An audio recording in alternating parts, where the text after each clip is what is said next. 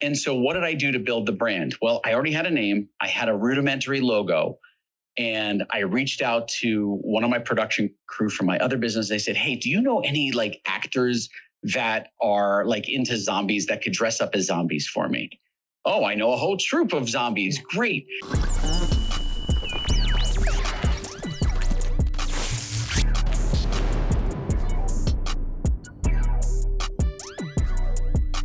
On today's episode of Rise, Grind, Repeat, we talk to Spanky from Ad Zombies. His company writes copy that can sell anything. Talk about the power of communication and how to use it to sell your product or services. Let's dive right in. So Ken, thank you so much for joining on episode of Rise, Grind, Repeat. I'm super excited about this. I kind of stumbled on you and Ad Zombies by getting served an ad, and then just really enjoyed the creative that was being served. I mean, it's and we'll get into it deeper, but I'm a huge fan of too many businesses are just selling with their ads and not providing entertainment or value. And so that's one thing that was super unique. And, we had the opportunity to connect during social media marketing world, but stuff got a little crazy there. So I'm glad that we can make it. It was a little bit busy. Come on, let's give ourselves a break. Yep. Yeah. And we tried to pack, cause we were doing filming for some of the speakers there. And then we had a client the week before that we were filming. So it was like, we were there for 2 weeks straight. And, yeah, when it came down to crunch time, it was like, maybe we bit off a little more than we can chew, trying to get client work done, filming done, podcasts in. But yeah. I have never done that before, ever in my life. Yeah. I see the sarcasm there. It's easy to do, but it happened. But yeah, I mean, I'd love to hear some of your backstory. I mean, I as I was kind of doing some research, I saw that started into business at 10 years old. Would love to hear some more of that and kind of how that led into where you're at now. I'd love to just kind of hear some of that history. So I guess to kind of kick it off. So let's start with where this all started. My career started in my bedroom in Queens, New York in 1977. And so I was 10 years old in 77. So I'm an old, by the way, am I allowed to be myself and swear, or is that not enough? Be yourself. Okay. Just making sure, because, I don't want to, offend anyone, but I was 10 years old and I was in New York, and that's where I was born and raised, grew up there. And there was this gas crisis and fuel was being rationed. There were only like if you had an odd numbered license plate, you could get fuel on one day. If you had an even number, you could get fuel on another day. And it was crazy. And so I was watching this happen as a 10-year-old, and every day I would see these lines on Union Turnpike. Shout out to my Queens people. Union Turnpike on 166th Street, right there is where I lived. And I would see these lines forming back from the gas station on the corner of 164th. And I'm like, what is going on? And my mom said, oh, there's a gas shortage. Oh, okay, cool. Well, I didn't realize it at the time, but that was my first entrepreneurial endeavor. I saw the opportunity there to serve the people in line. So I went up and down the line with my bike, and I offered to get coffee, donuts, and newspapers for the people standing in line. Because back then you had two things. You had radios to listen to, or you had newspapers to read. That was it. There was no social media. Nobody had TV in their cars. There were no cell phones. And so, I mean, I lived in the dark ages. I am an old fucker. Okay, I'm 53. So I started working the lines. The first day I did it, I didn't have any of the equipment to do it right. So the next morning I went to Buddy's Schwinn Bike Shop. And I keep dropping names of places because I want my New Yorkers just to know where this stuff is, reference points. But I went to Buddy's Schwinn Bike Shop on Casino Boulevard, and he hooked me up with every basket imaginable. My bike looked so stupid. I had front baskets, top baskets, back, but I worked those lines every single day. I would get up at dark and start working those gas lines. And I never charged for the service. I was working just for tips, and I made thousands and thousands of dollars each week. And again, as a kid, I didn't realize that was something entrepreneurial. I was just like, I'm going to make some money. And, it was cool. And I knew that charging them was stupid because people were so grateful the first day I did it that they were rewarding me with, like, I would go get them a Dunkin' Donuts coffee and a donut and a newspaper, and they would give me like a $5 or $10 tip. And like, I'm going, wow, this is cool. I could do this every day. So I worked those gas lines morning and afternoons. That was my first entrepreneurial endeavor, my first business, and the IRS still doesn't know about it. 43 years I've been gaming them. Well, hopefully they don't hear this episode and come back at you with some back taxes or something. Yeah. But I grew up in Queens, and I was listening to, and I don't know if any of you are former radio listeners back before podcasts and iTunes came about, but I used to love listening to the boss DJs of the 70s, Harry Harrison, Ron Lundy, Cousin Brucey.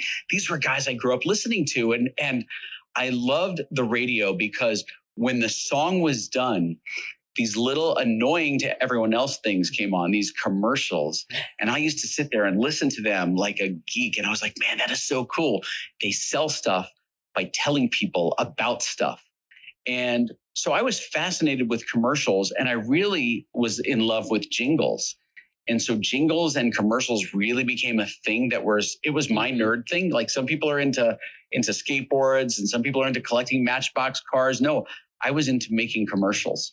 So about a few years after that gas crisis, I turned 13. Good Jewish kid from New York, you get bar mitzvahed. My Uncle Hi dropped some extra dough in my wallet at the bar mitzvah, and I bought all the equipment I could to stock my room like a professional recording studio. And that's how my career really started. I was making commercials from the time I was 12, really went into high gear after my bar mitzvah at 13 and never looked back. So I've been doing this for like 40 something years. And I feel really old when I say that, but that's how long I've been doing it. It's crazy. That's awesome. So at that young age, I mean, were you doing the voiceover, coming up with the jingle, or kind of how are you helping once you got all the equipment? What were the different things? Well, jingles for sure. I wrote some of the funniest stuff that I could never do on radio because it was so vulgar, because, that's what a kid does. But I really discovered that I had a lot of voices. In fact, it was at that age that I found that I had the ability to do character voices. And I still, to this day, like most people don't know this, but you have probably heard me on a radio or TV commercial at some point in your lifetime, because I've done thousands of them, but you never heard me in my own voice. You heard me as a character. That's cool. I mean, how did you get, how did you find that in practice? Did you just stumble and people were like, wow, you're really good, and go, hey, how far can I go with this? And I remember, I can tell you, I don't remember what year it was, but I remember what happened. I was watching, it was a Friday night. I was at my grandmother's house and I was watching the Muppet Show, I think. And I think it was a Friday night, but I was watching the Muppet Show. And Kermit the Frog came on and was doing his thing. And I walked into the kitchen to get something. And I walked in and I said, hi ho, Kermit the Frog here. And my grandmother looked at me and she goes, that's really good. And so I started to realize that I had a very flexible voice. And so I started practicing all sorts of voices and seeing what I could do.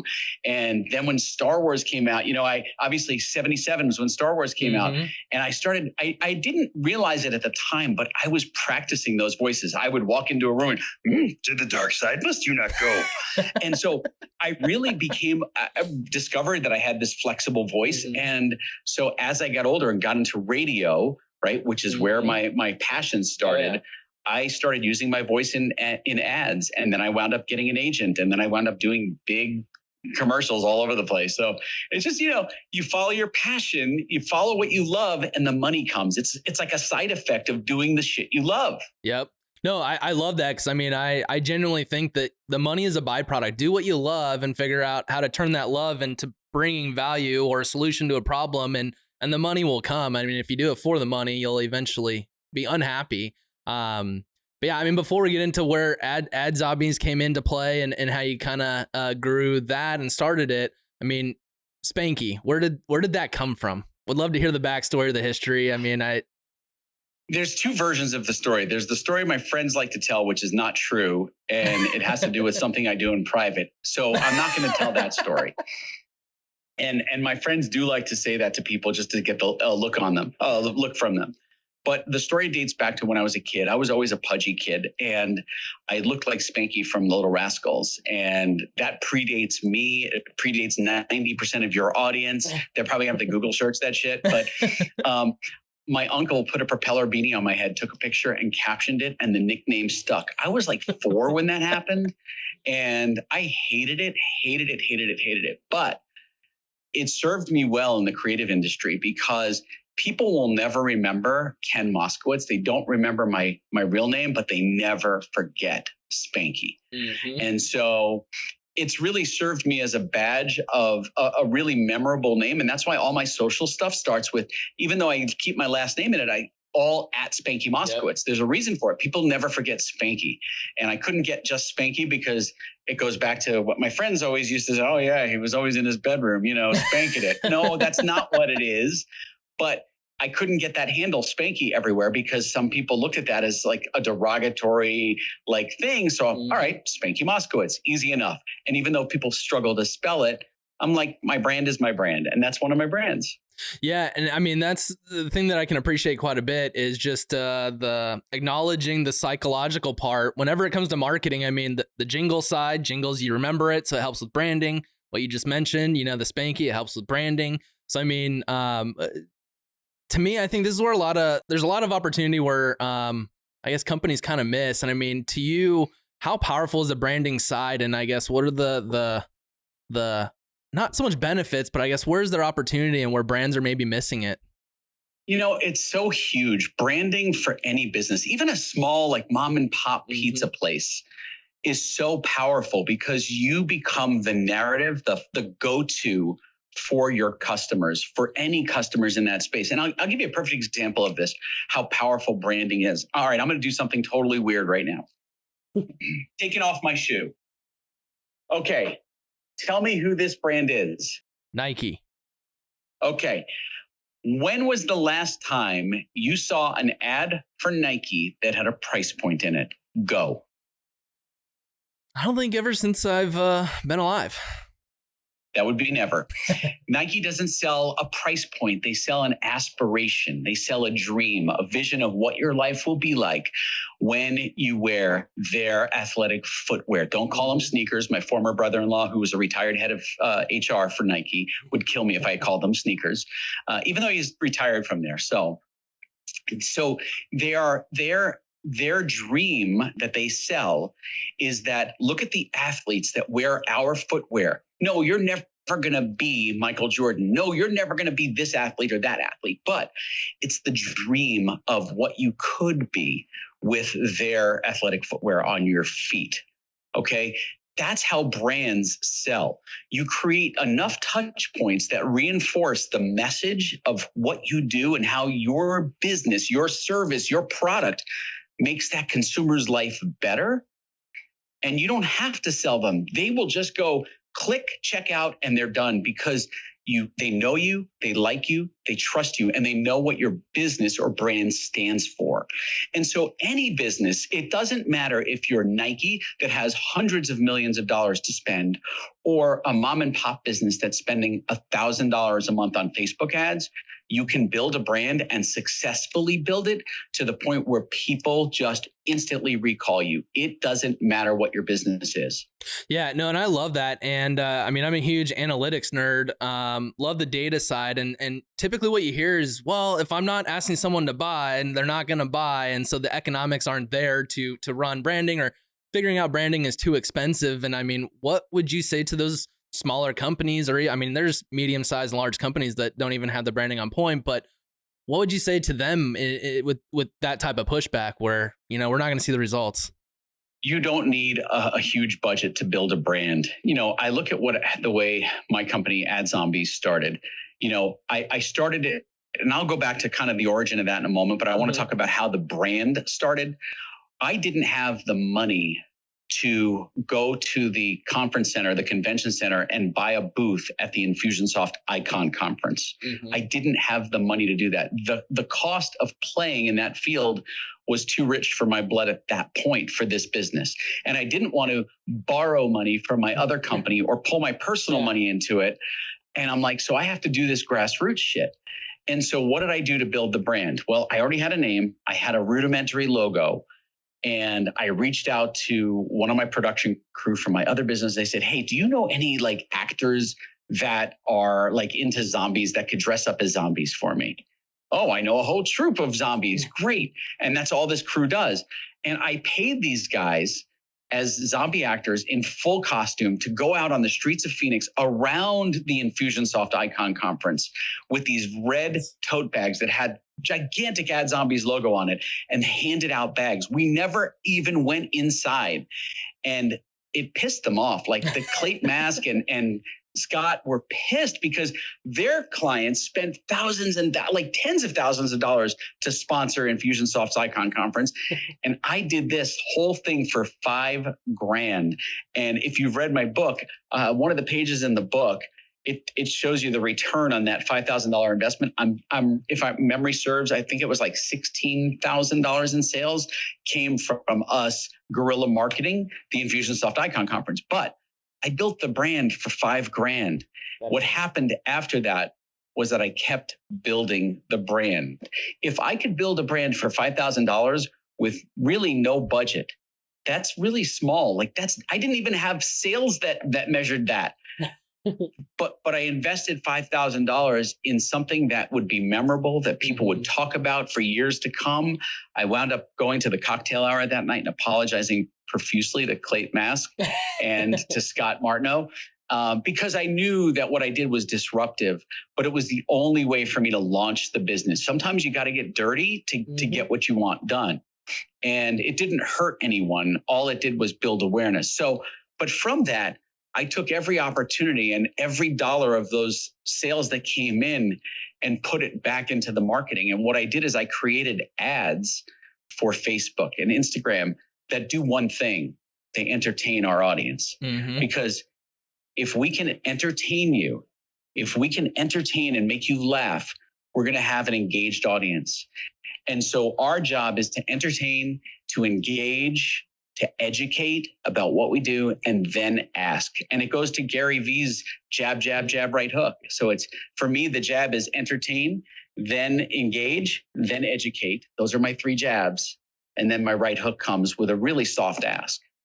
I absolutely love that, because that's our entire philosophy is, again, I just feel that too many working at different agencies and stuff like that, all the creative was around this sale or how cheap it is or buy now. And it's like, well, we haven't even introduced who we are as a brand. And why are we I kind of try and equate it to like going out to a bar. If you're going to try and pick up on a chick or a guy, it's like, you're not going to go in and ask to go home that night. This is who I am. And you're going to start that conversation. I mean, sure, your conversion rate might be 1%. I mean, even a blind squirrel finds the nuts. I mean, eventually you'll find that. But I mean, that conversion rate could be so much stronger if you had more of a conversation, said who you are, what values you have, and then go in for the ask based off of how they're feeling about the conversation. And I love that philosophy. And too many marketers really try to close the sale at the handshake, which is the wrong approach. You can't close the sale at the first handshake. Remember back when handshakes were popular? That would be 2020 BC. And that's what I call before it, 2020 Coronas. BC, before COVID. That's it. When you meet someone the first time and you reach across the table, hey, good to meet you, and you go to shake hands, you don't say good to meet you, you want to buy from me at a cocktail party. No. When you're at a party or an event and you're meeting people, you're talking, you're getting to understand what their business is, who they are, what they do, right? There's conversation, there's engagement. Look at that word again, engagement, right? You tell jokes at cocktail parties, entertainment, right? There's engagement, educate. Then you talk about what you do and how your business works, and that's the education. It's really a cocktail hour philosophy applied to your messaging on social media, on the internet, on YouTube, name the platform. Yep. It's the same thing. Right? You don't walk up to them and go, here's what I do. Give me your money. Yep. No, I absolutely agree. And I mean, I compare it to having a conversation all the time. And essentially in today's digital world, you're using the data to fill out that conversation. It's, what am I saying? You're doing that A/B testing different creatives, whether it's entertaining or within entertainment. What are the different things that we're saying? And then the ones that they're engaging with, that's what gives you a sense of what sticks to them. And then it's like, how can you keep that conversation going? And I just think there's so much value there that I think is it just gets untapped. And I think the consumer likes it as well. I mean, you can't hear, I love all the comments that you guys have on your ads. It's always, this is great. Love everything you guys are doing. I mean, when you go to look at the comments on most other people's ads, that's typically negative. And so the proof is in the pudding on what you guys are doing. And I think a critical thing here, and let's talk about comments on ads, because I think that's really critical.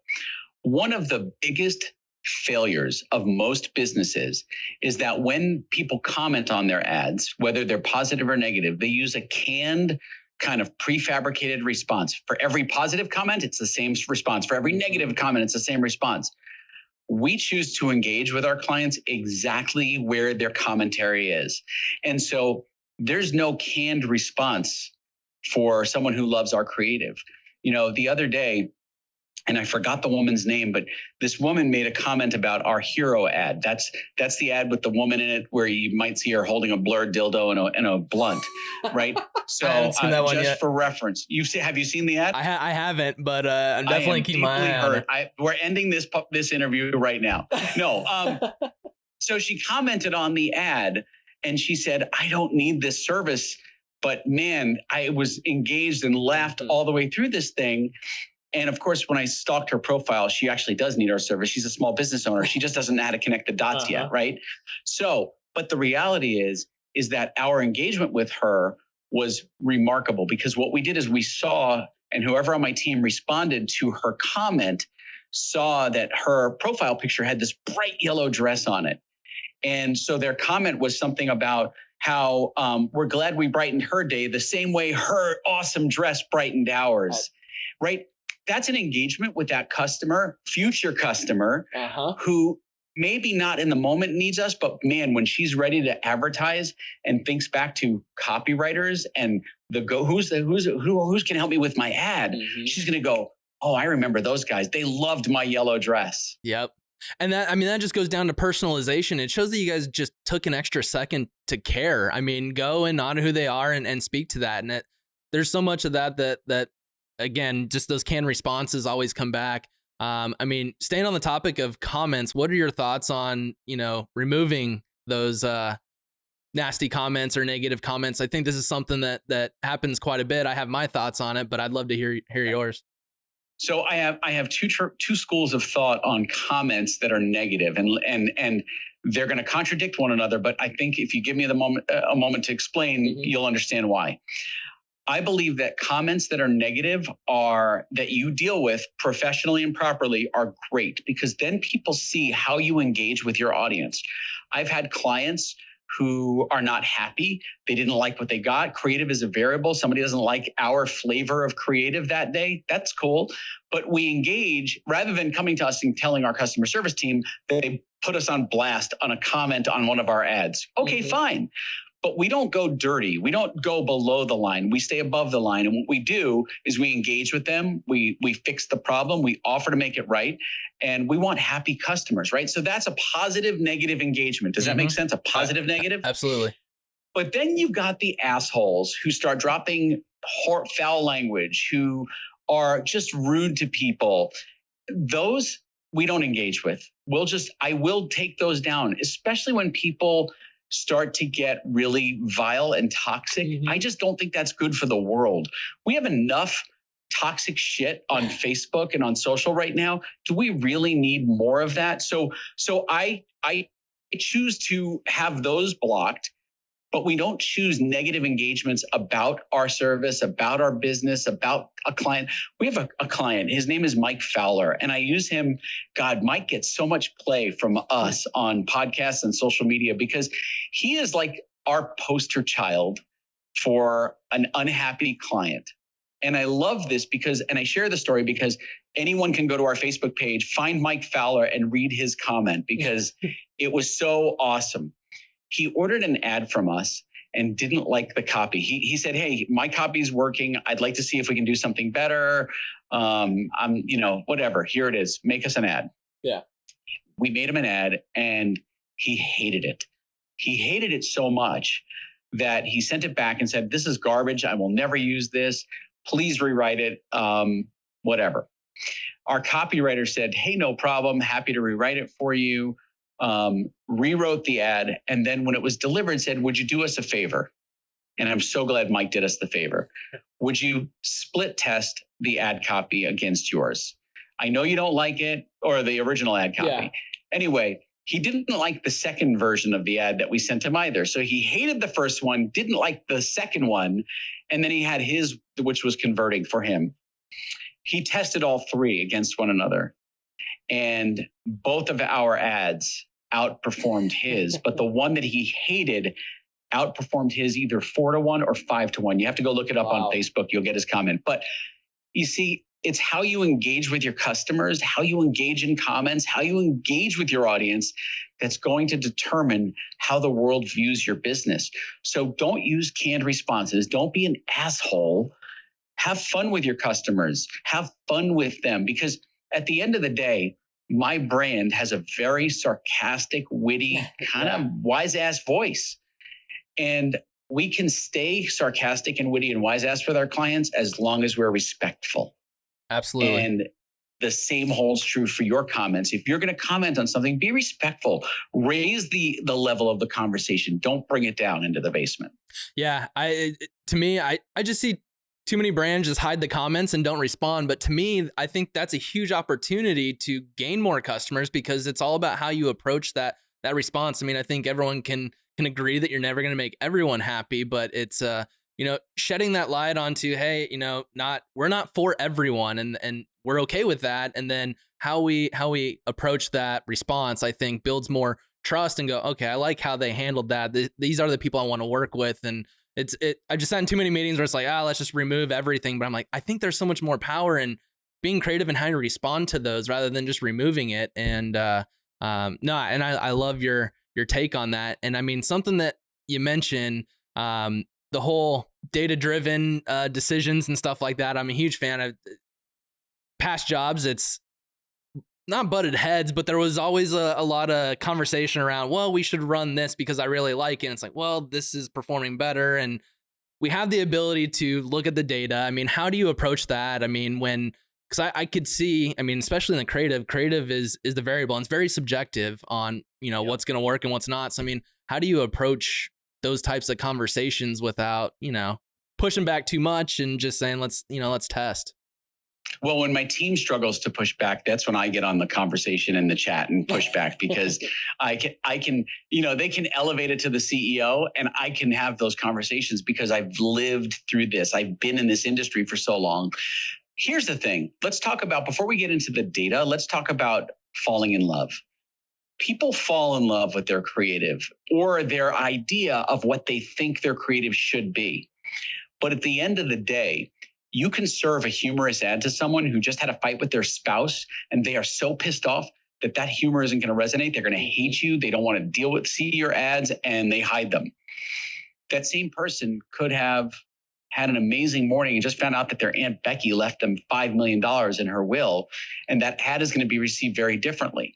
The variable of creative is not you, the creator, it's the consumer that's receiving your message.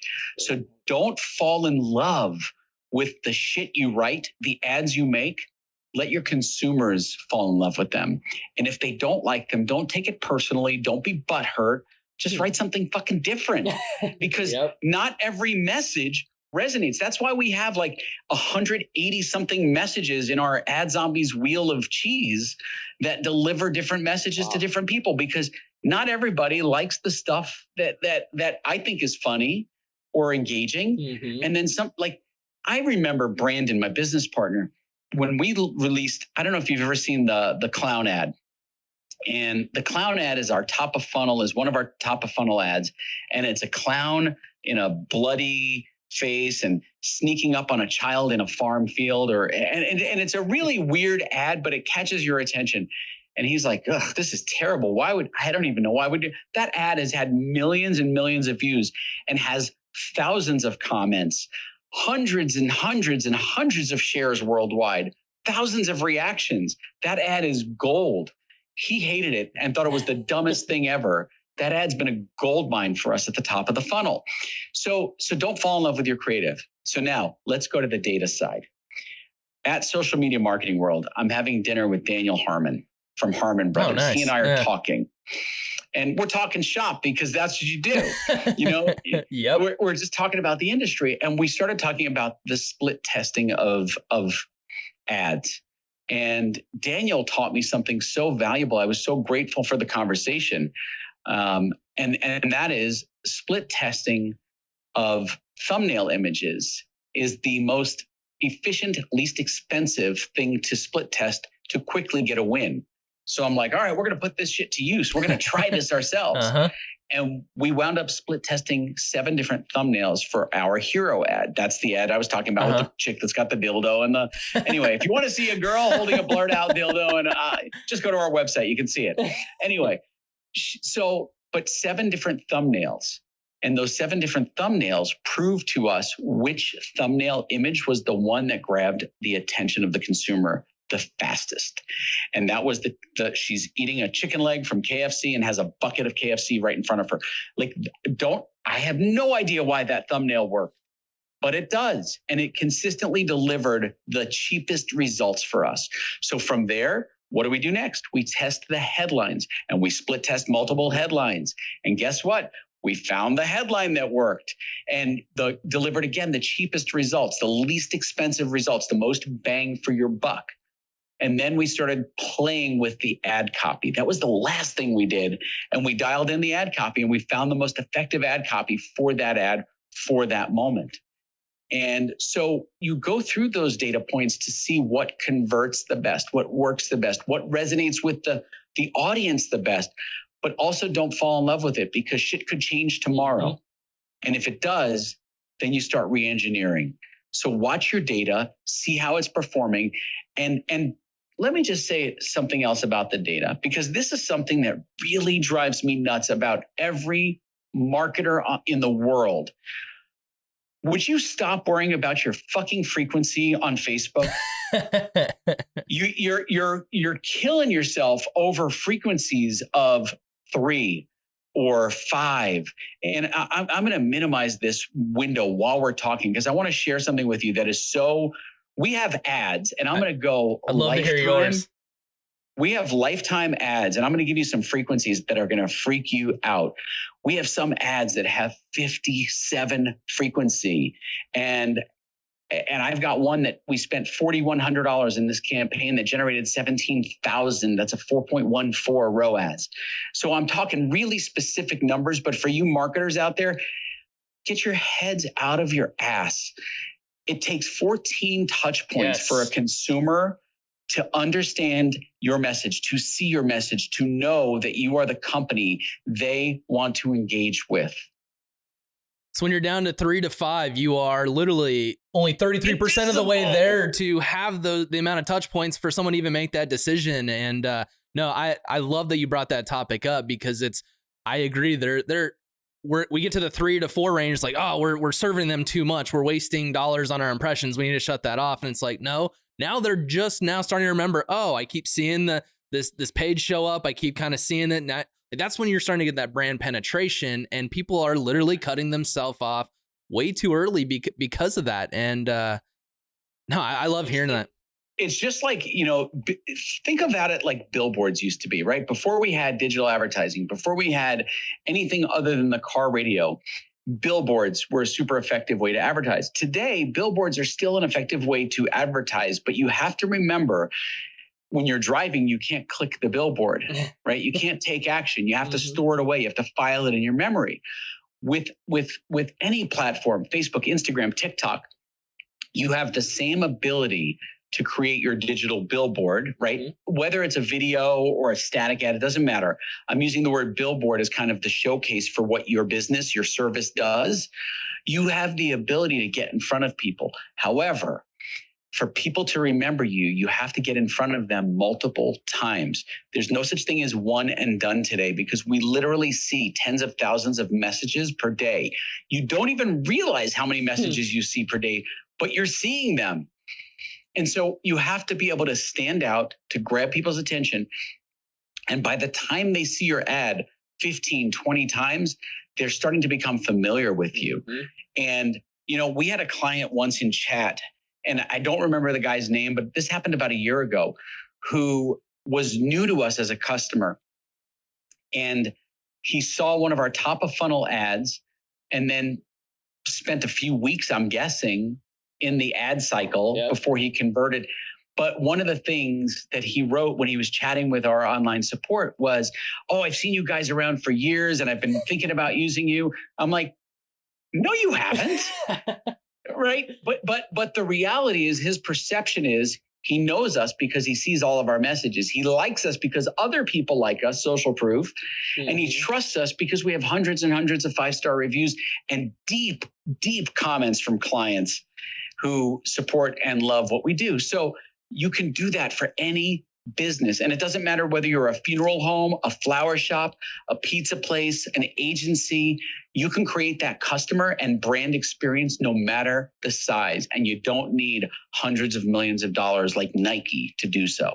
Yeah. And I agree, only because we have the ability to take those people that watch half a video or a full video and then set up retargeting that keeps messaging where I think people try and go too wide rather than deep. And especially if you have, a smaller budget, you need to go more deep. Take the people that are watching and keep showing them rather than trying to reach 100,000 people, reach 1,000 people, but serve them 15, 20, 30 times. And then that's when that outreach starts coming in, those opportunities start coming in, and it makes people think that you're everywhere. It has that everywhere effect. You are everywhere because wherever they go, you seem to follow them. Yep. And they don't know why, but suddenly you're in their periphery at all times. And that is the most powerful way to become the go-to brand for your product, your service, your business. Absolutely. And just before we get into kind of ad zombies and how it was created, I'm interested. I mean, I see you guys quite a bit on Facebook and Instagram. Do you guys play outside of that arena using Google ads or YouTube? I mean, now you got programmatic that you have reach on TVs and I mean, even you mentioned billboards. There's a company called Blip where you can do digital billboard. Yeah, no, so we're able to, especially if you're driving back to a website, now all those pixels are firing and you can essentially be everywhere. I mean, do you guys do stuff outside of Facebook and social? 100%. So let's talk about outside of Facebook. Facebook is a platform. The problem is if that platform changes, and listen, we've all been victimized by platform changes. Okay, don't be in love with this. The platform changes, your business can be screwed. So we definitely diversify. We have, our YouTube video ads generate thousands of click-throughs to our website every month, which allows us to retarget them, right? Which allows us to get in front of people on different platforms. We run, I did a video a few months ago, and it was me sharing how we get 150,000 organic views a day using just organic content. I would take pieces of conversations like this, cut it up into micro content, schedule it, put it on different platforms, and then our reach goes really big. And I shared not only how I do it, but the tool that we created. We created this spreadsheet for tracking our content. And then, right, so you saw it. Mm-hmm. Well, what started to happen is we noticed that was getting a lot of traction. So I thought, let's put some marketing dollars behind it. And guess what? That piece of content is now a highly converting ad for us. We didn't change a damn thing about it. I didn't create a buy now, go here, learn more. No, we're literally giving people, hey, if you want this piece of content, click here. You can go to our website, download it. I'll give you the content tracker. I don't care. Use it. It's a great tool. Yeah. We created it for me because I needed it. And I give it to them. But what happens is that they go to the website, they see what we do, and they go, wow, these guys are good at what they do. I should just use them. And so you build awareness. There's so many different platforms, though. I'm on TikTok. We're on Google. We're on YouTube. If there's a platform out there, we're on it. There's a new platform right now that I'm avoiding because I haven't seen it gain traction other than far right opinions and views. Okay. I don't have a problem with far right opinions. I don't care where you are politically. You could be completely left, completely right. But I want to see a little more diversity in a platform before I'm going to start advertising on that platform. Makes sense. I want to see diversity because diversity shows me long-term health. If I see something that's too leans to one way or another, I'm a little sketchy about the platform because the platform's health is based on one audience demographic. Yeah. No, that's tough. And I love your philosophy. It's like, when I saw that content, I love it. It's give the knowledge away for free because it's like the people that are going to use it and not appreciate the services that you provide, or they think they can do it better, they're probably not going to be the best client anyways, but it helps build that brand equity and that word of mouth, because it's like, if someone else needs, they're like, oh yeah, these guys, they do a great job. I don't use it, but I mean, it creates that word of mouth scenario. And then to your point, the people are like, oh yeah, I can do this. You give them the keys and they're like, oh wow, this car is really hard to start. You know what? I don't even want to be here. So then it brings the value of what you guys actually do quite a bit. I know I love that approach. And I know we've been going down a couple different tactical rabbit holes, but I mean, I would love to hear the evolution of Ad Zombies. How did that come about? How did it get created? And yeah, the history there. Okay, so, and there wasn't a sigh. It was more like a wow. This, if you could have told me that on March 5th, 2017, what March 6th would have started, I would have laughed at you. Just like if you told me that 2020 was going to shape up the way it did, Yeah. I would have laughed at you. But here's what happened. March 6th, 2017, I'm in a Facebook group, and this dude wrote an ad for a plastic surgeon. And the ad wasn't converting. And he went into this Facebook group and said, hey, this ad's not working for my client. It sucks. I don't know what to do. I'm trying to save the client. I don't want to lose them. Any suggestions, any ideas? And what do people naturally do when somebody posts something? They shit on them, right? Yep. They immediately go to the negative. So everybody piled on and yeah, this ad sucks. Oh, I wouldn't. Yeah, no wonder it's not working. But nobody offered him anything of value. Yep. And so I'm just like, all right, I know what Gary Vee would do. So I channeled my inner Gary Vee and I said, hey, here's what I think is wrong with the ad. And if I was writing the ad, this is the way I would write it. And in the comments section, I rewrote the entire ad so that it was emotional and it had the right touch for the woman that they were trying to reach. And that single act led to 10 or 15 people saying, wow, where did you learn to write like that? And I was really ashamed to tell them I learned to write like that listening to the radio when I was 12 years old. But that's where it started for me. And so I just said, hey, I've been doing this my whole life. This has been my career. I've been an ad guy since day one. And so really that's how it started. I offered to help anyone who needed help writing copy. Mm-hmm. I just said, hey, if you ever need me, reach out, hit me up, email me, DM me, whatever. I closed it down for the day, went to my life with my wife and kids. And over that weekend, I had like 100 requests via email, DM for help. And I'm like, holy crap. People struggle with writing ads, with writing copy. And I truly discounted it. I diminished it as like, that can't be, because it's something that for me is so effortless. It's like taking a breath. But I realized that it's not that way for everyone. Just like there are people who are really gifted with mechanics and automobile repair, like they could see something and go, oh, I know what's wrong. I can't do that. And yet for them, it's effortless. So there's something for everyone that's really easy, their natural talent, their gift. And for me, it's storytelling and writing. And so that's how the business started. This 100 people said, wow, could you help me with this? I couldn't handle 100 people. I didn't know how I was going to do it. So I said, look, I will help 10 of you. And here's my offer. And I put up an offer, and those 10 people got this smoking deal. They were called founding members of Ad Zombies. Mm-hmm. And those founding members got this smoking deal that like nobody else, we still have founding members in our plans. Wow. And they hold on to it because it's like, you can't get that level of plan anymore. It doesn't exist, but those 10 founders get it. And it was super cool that people needed this help, and how the name came about. I'm really grateful that my brother-in-law, Sean, turned me on to The Walking Dead. I was a few episodes deep when I accidentally saw it one night, and on AMC.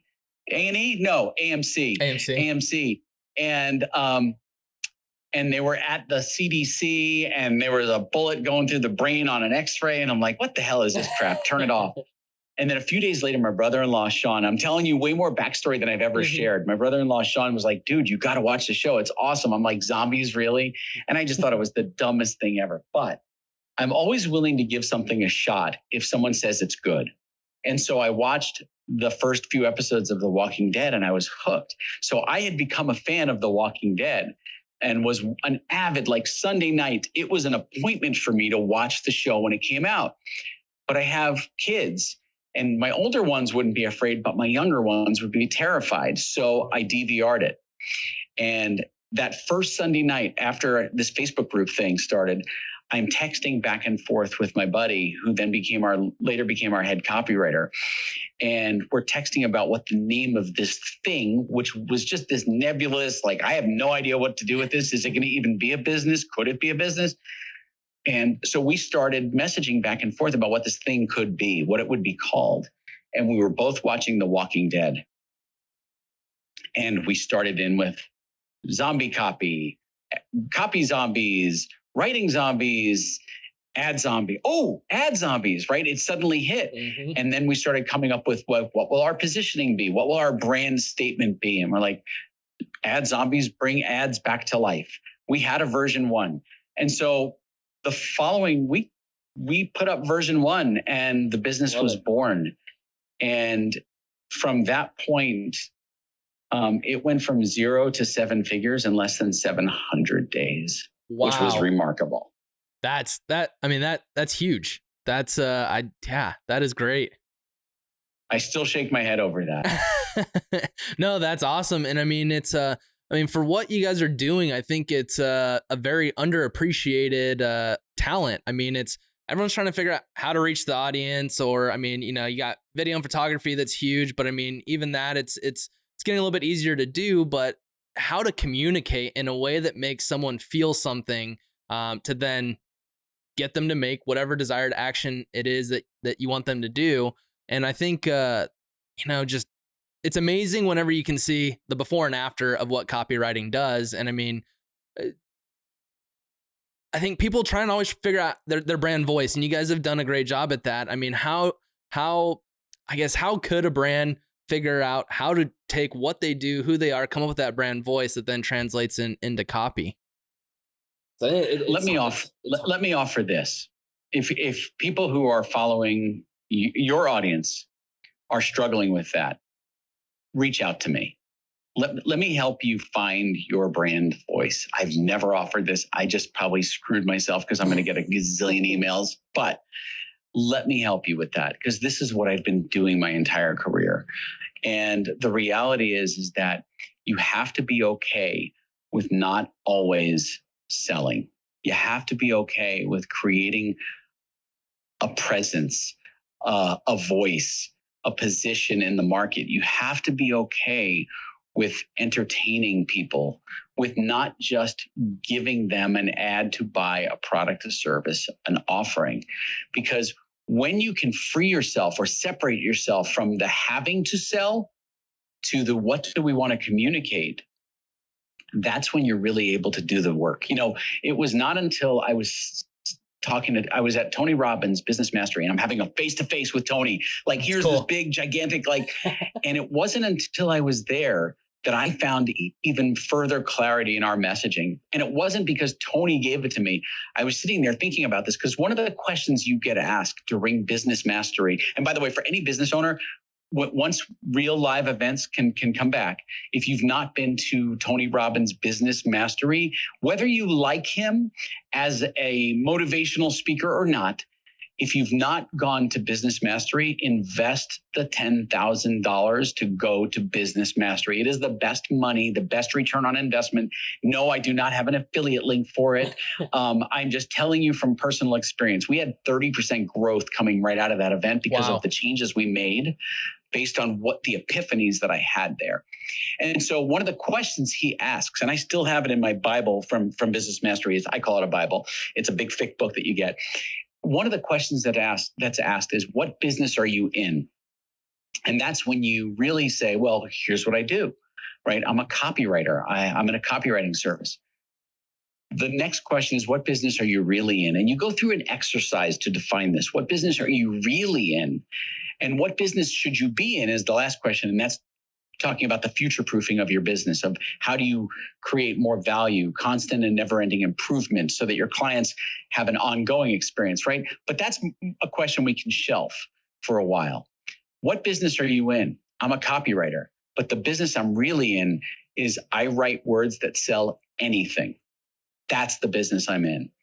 And so defining your message, finding your brand voice is critical, because the moment you can define that, people don't have to burn brain cells to figure out what the fuck you do and how you can help them. Yep. And that's where the value comes. No, I love it. And probably one of the first emails you're going to get is going to be from me. That's something we've been trying to figure out. Just, I mean, it's, you know, we help with content creation and the ads and all that, but it's communicating all that we do and a few amount of words and articulating it correctly and that brand voice positioning. And so I'll definitely be reaching out and see what that looks like, cost and stuff like that. But yeah, I mean, it's such a huge point, because I mean, it's even whenever we engage with a new client, it's like, you know, when it comes to the video production and all that, what do you want this to look and feel and all? And many businesses don't know that. And so then that's where we're tasked. Can you help us with that? It's like, well, we're trying to figure it out for ourselves. I don't know if we're the right people to help you figure it out, but I think that's such a huge need. And really, I mean, especially as there's more conversations around humanizing brands and stuff like that, it's getting more and more prevalent that it's needed for every business. People don't buy from businesses, they buy from people. Mm-hmm. And so even though, like, I have 2 jobs in my company, right? I'm the visionary and I'm the face of the brand. That's what I do for Ad Zombies, right? I'm the guy who created it. I thought of it, and now I drive forward the vision of the company. But ultimately, I'm the face of the brand. But when people buy, they're not sending me the money. They're not going into my PayPal account, right? They're buying from the brand, from Ad Zombies. But really, it's the relationship they have, or that they perceive they have, with me as the founder of the company who became the face of the brand. I may not be the most attractive face, but people recognize me. Lots of business owners get stuck in they're buying from the business. The reality is they're not. They're buying from you. They're buying from the trust, the reputation that you've built. You have to figure out how to amplify the voice of your business, which is really your voice, across all of the marketing efforts that you put out there. Yeah. No, it's totally agree. And I mean, with everything, I mean, it's amazing what you've been doing, and you know, getting up to this point, I'm anxious to hear what's kind of in your guys' 6-month horizon. What are the things that you guys are trying to accomplish? I mean, I know a couple curveballs have been thrown in 2020, so I'm sure your 2020 goals and visions have been changed a little bit, but what's kind of in your guys' horizon? So for me, first and foremost, I want to help as many of our clients pivot their messaging, their businesses. So I've literally been every day creating video messages for them saying, hey, please reach out to me. Use me as a tool in your tool belt. Allow me to share with you my knowledge. If you're struggling to pivot your business right now, or your messaging, or I want to be a tool for my clients, because these are the people that take care of feeding my team and making sure that everybody on my team has a roof over their head. So I appreciate our clients greatly, because the money they spend with us supports the business, right? Mm-hmm. So hyper focusing on my clients right now is super critical, especially the next 6 months. We don't know how long this is going to go on. Look, the truth is, science is science, and the opinion you have about COVID, whether it's real, fake, masks, no masks, it's irrelevant. It's impacting the world, like it or not. Okay. The economy is where it is and is going to go where it's going to go, whether you believe it or don't believe it. It doesn't matter. People will live, people will die. It doesn't matter. The virus is agnostic. How you run your business isn't.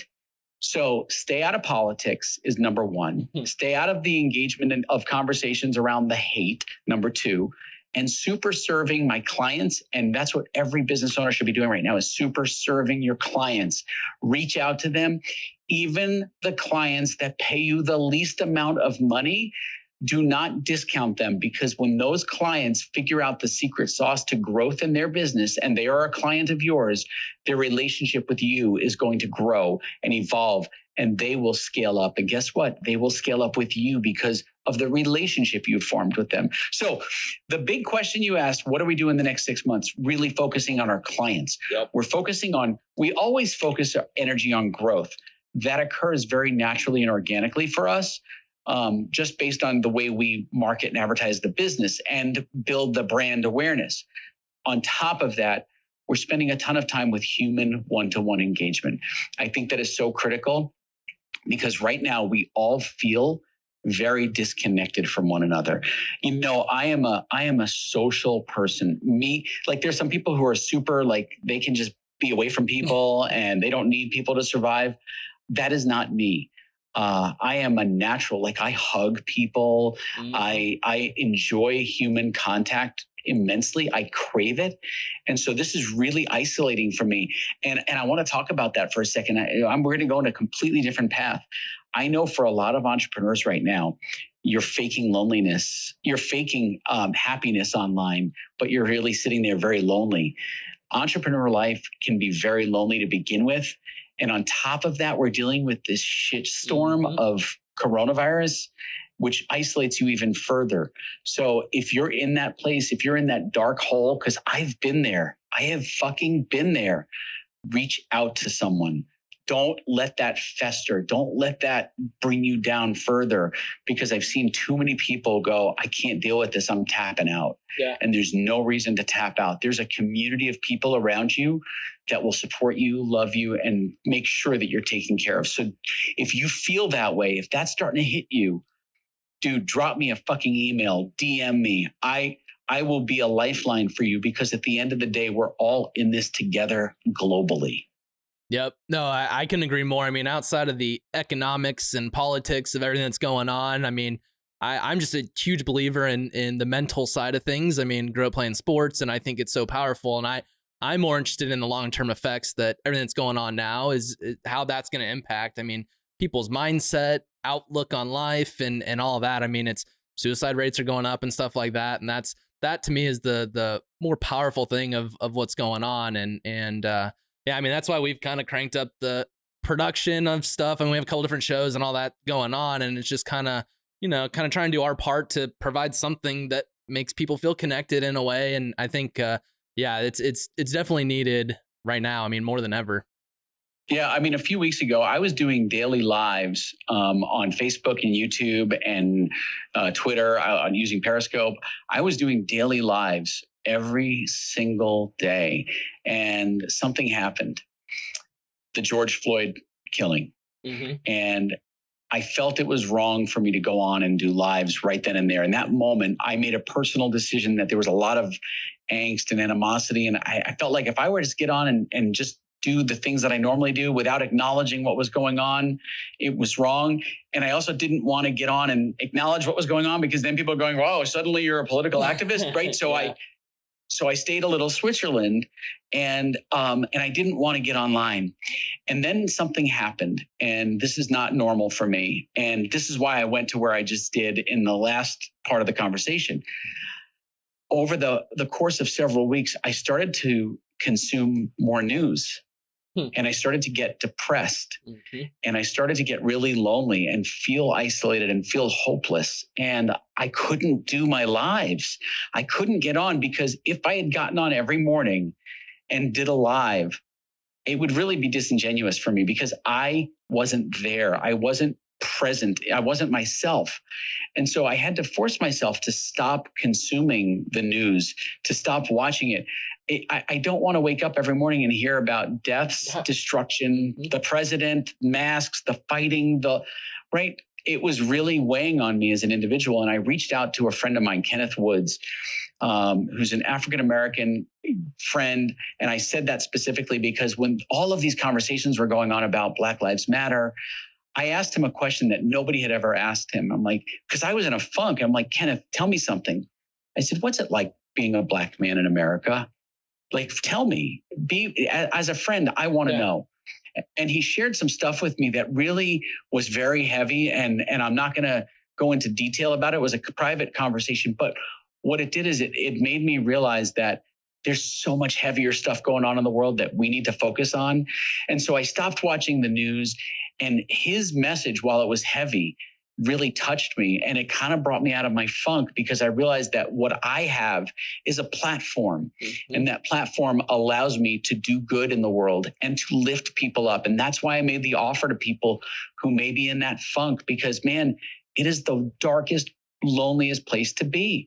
And so I didn't want to bring the energy of our conversation down, but like, it was just where it naturally went. Oh yeah. And so I hope that didn't bum you out. If it did, sorry. No, it's really good. And I think, I mean, it's just spread the positivity as much as you can. I mean, is what it comes down to, because it's not just positivity just to be fake positive, but I think a lot of people are experiencing that just darkness right now. I mean, I've never seen before. I mean, granted, I'm not the oldest person and haven't watched news forever, but I mean, it's crazy that they just have a running death toll on the news. And I mean, it's just just seeing that number, what it does psychologically. I mean, seeing that day in and day out. And and this is where, I mean, what you're doing with copy, making people feel a certain way. I think more than ever, people need that emotional drive. I mean, to be communicated to. And that's the key. Any copy can manipulate the consumer's feelings about news, business, product, service. So it's the most powerful thing there is. The message that you convey can really emotionally manipulate a human to feel a certain way. And, you know, when I was on stage at Social Media Marketing World, I was teaching people about storytelling and how to tell a story. And I told a story, and I don't know if you saw my session or were in my session or watched it afterwards, but I told a story of this 4-year-old kid in Long Island. And this kid was playing ball in the backyard with his sister. And when he was playing ball with his sister, he threw the ball or the frisbee, and he looked over and noticed up on the pool deck that there was a pool float or a toy. And so he did what every 4-year-old did and climbed up the pool deck, slipped on the inner tube and jumped into the pool. And he slipped right through the tube and went to the bottom of the pool. And his sister turned around and noticed he was gone. And her instinct was, instead of running into the house, for some reason, she was 2.5 years older. She ran up the stairs of the pool deck and looked in the pool and saw her brother at the bottom of the pool. She jumped in, grabbed him by the hair and pulled him out of the pool and saved him. Wow. And I shared this story with the audience, and it was visceral because it was my story. It was what happened to me when I was a kid. But that story I then was able to use later on in a swim school ad for a swim school. And I shared what it's like from the kid's perspective to fall in a pool. Wow. And it was a really painful, emotional story. But at the end of the day, you can, with the words you choose, create the feelings that your audience is having. Words are very powerful. You've got to use them wisely, because the wrong words can cut forever. The right words can build an empire. Yep, absolutely. And I mean, I couldn't agree more. And as we kind of wrap things up, I mean, that being said, it's a lot of businesses are trying to figure out what their voice, how to communicate. I mean, there's a lot that you're speaking about that businesses find extremely valuable. So anyone that's maybe trying to find their voice or how to communicate with their audience, I mean, what's the 1 or 2 pieces of advice that you can give them on what's the mindset? How do they think through that? How do they come up with that so that they can communicate their value and who they are a bit better to their audience? I would say this: don't always go with your opinion, your thoughts on something. Try different things. Have fun, right? Get creative. Like I said earlier, don't fall in love with your idea. Let your audience dictate what that is. So think about different ways that you can message what you do. And it doesn't always have to be about what you do directly or the product or service you offer in your ads. And let me explain that. If you were to see any of our ads, you never see someone sitting in front of a computer typing ad copy. That would be the most boring fucking ad ever. No one would watch it. You would get no conversion. They would scroll right by it, right? Mm-hmm. If you're in a business that isn't very sexy, whatever that business is, think about other ways to get people's attention. Because just because your business isn't sexy, my business is not sexy. It's people sitting in front of computer screens, writing ads, writing emails, writing landing pages. That ain't sexy. It's just they're typing away. But think about the visuals that can grab attention to get people to go, oh, what is this? Mm-hmm. Right? Stop thinking so inwardly. Stop thinking in your business and start thinking out of your business. Because if you're focusing on what you do, you're never going to get out of the creative way of your own thoughts. If you go outside of that, right? Mind altering experience, right? Maybe have a glass of wine, light a candle, do something to mix it up when you start thinking about how to create your messaging. But don't be afraid to test stuff and try stuff and play with things. Don't be afraid to try new things, because that's where you find the magic. I absolutely love that and couldn't agree more. I mean, it's all about always be testing, ABT. That's the 3 letters that we live by here at EIC. But no, I mean, I appreciate the time. It kills me to have to kind of cut off. I feel like we can be talking for hours. I love just your philosophy on marketing when it comes to brand positioning. I mean, love seeing the ads that you're doing, and I hope that there's another opportunity to connect. I mean, in person, maybe do another one of these. But yeah, I just love what you're doing, and yeah. So I do appreciate the time, and you know, if anyone from the audience wants to reach out to you or needs help with copy, or you know, kind of how can they find you or find Ad Zombies? What's the best way to reach out to you guys? Sure. So on social media, Ad Zombies is everywhere. It's the same handle, right? And on our website is adzombies.com. Pretty easy. You want to connect with me personally, just follow me on any of the channels. Pick the channel at Spanky Moskowitz, SPANKY, and then MOSKOWITZ. For those of you who can't spell, just Google Spanky, zombie, copy. You'll find me. Pretty easy. Awesome. Well, I really appreciate your time, and we'll connect soon. Awesome. Thank you so much. Thank you.